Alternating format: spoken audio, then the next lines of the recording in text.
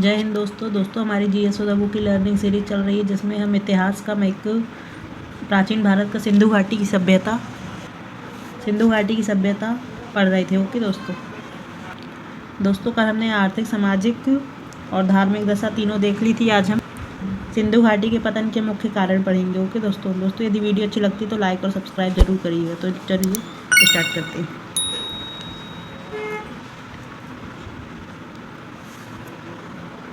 सिंधु घाटी की सभ्यता, हड़प्पा सभ्यता के पतन के मुख्य कारण। सिंधु घाटी की सभ्यता का क्रमिक रूप से पतन हुआ था। यह सभ्यता अपने नगरीय स्वरूप से ग्रामीण स्वरूप में पहुंच गई थी। इस सभ्यता की उत्पत्ति के समान ही इसके पतन हेतु कोई एक कारण उत्तरदायी नहीं था। इस सभ्यता के प्राचीन अवशेषों के अध्ययन से यह ज्ञात हुआ कि अपने अंतिम समय में यह सभ्यता पतनोन्मुख रही।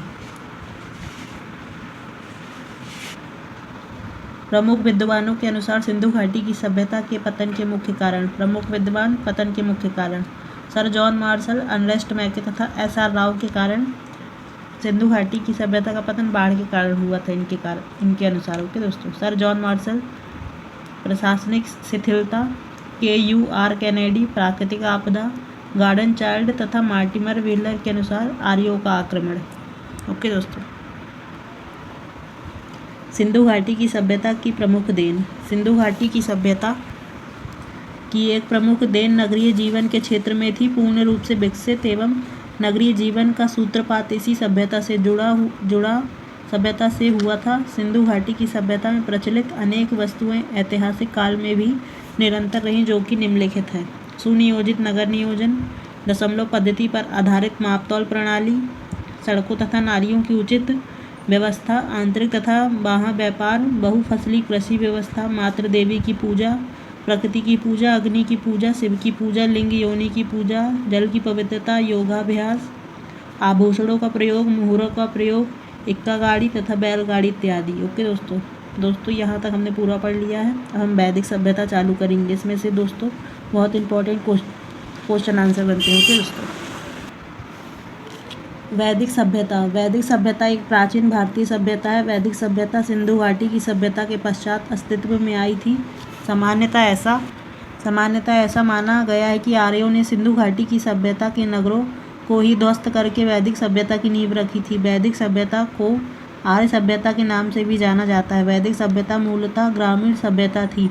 वैदिक सभ्यता का ज्ञान वेदों से हुआ, अर्थात वेदों की रचना इसी सभ्यता में हुई। वैदिक शब्द वेद से निर्मित हुआ है, जिसका अर्थ ज्ञान होता है। मूल रूप से वैदिक सभ्यता के निर्माता आर्य थे।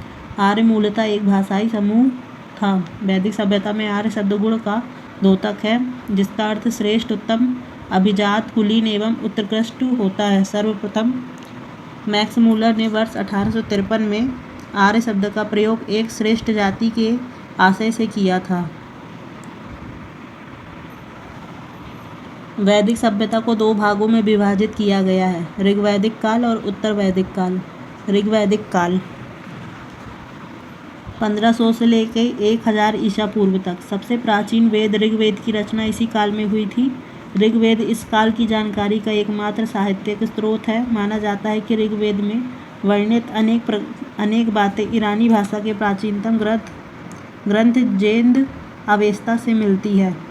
1400 ईसा पूर्व के आसपास के बोगज कोई एशिया माइनर अभिलेख से ऋग्वैदिक काल के देवताओं इंद्र, वरुण, मित्र एवं नासत्य का विवरण है। इससे एक अनुमान लगाया जाता है कि वैदिक आर्य भारत में ईरान से होकर आए थे। ऋग्वैदिक काल के आर्य घुमक्कड़ जीवन व्यतीत करते थे। इनका मुख्य व्यवसाय पशुपालन था। इनकी घुमक्कड़ जीवन शैली होने के कारण इस काल में कृषि का पूर्ण रूप से विकास नहीं हो पाया था। आर्यों के मूल निवास के संदर्भ में प्रमुख विद्वानों के मत भिन्न भिन्न हैं, जो कि निम्नलिखित हैं। प्रमुख विद्वानों के अनुसार आर्यों का मूल निवास स्थान। प्रोफेसर मैक्स मूलर के अनुसार मध्य एशिया बैक्ट्रिया से आए थे।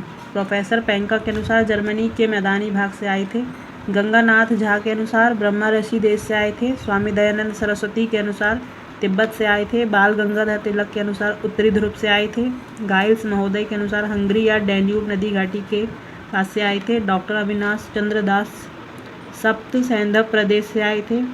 नेहरिंग एवं प्रोफेसर गार्डन चाइल्ड के अनुसार दक्षिणी रूस से आए थे। ये सब दोस्तों महत्वपूर्ण है। इससे पूछ लिया जाता है कि किसने कहा था कि तिब्बत से आर्य आए थे। ओके दोस्तों, इस तरीके का ऐसा क्वेश्चन पूछा जा सकता है, तो आप लोग अच्छे से पढ़ना, ये पूरे इंपॉर्टेंट है। किंतु अधिकतर विद्वान प्रोफेसर मैक्स मूलर के विचारों से सहमत है कि आर्य मूल रूप से मध्य एशिया बैक्टीरिया के निवासी थे। ओके दोस्तों आज हम यहीं तक पढ़ेंगे, कल से हम भौगोलिक विस्तार देखेंगे। ओके दोस्तों, तो मिलते हैं अगली वीडियो में। जय हिंद। लाइक और सब्सक्राइब जरूर करिएगा।